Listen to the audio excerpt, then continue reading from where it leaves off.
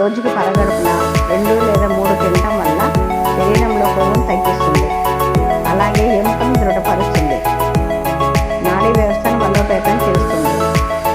రక్తాన్ని శుద్ధి చేసి శరీరానికి కావలసిన ఐరన్ ఇస్తుంది.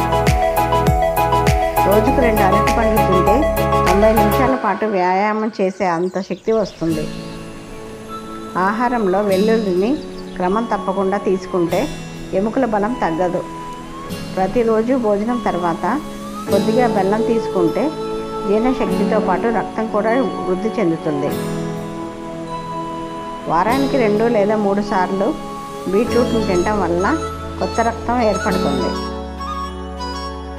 రోజు 2 అంజీర పండుని భోజనానికి ముందు తీసుకుంటే రక్తంలో హిమోగ్లోబిన్ స్థాయిలు పెరుగుతాయి.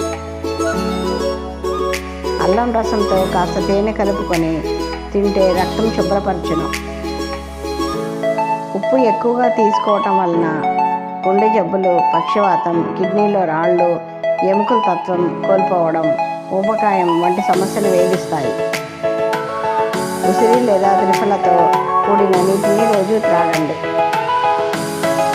వారానికి 1 రోజు ఉపవాసం చేయండి.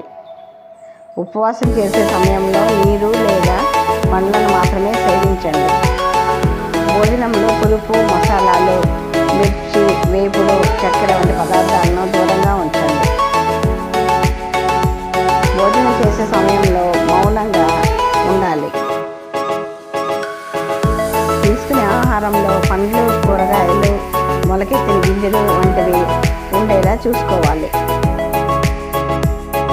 రోజుకు 2 పూటల ఉదయం మరియు రాత్రి పళ్ళు తోముకోవాలి.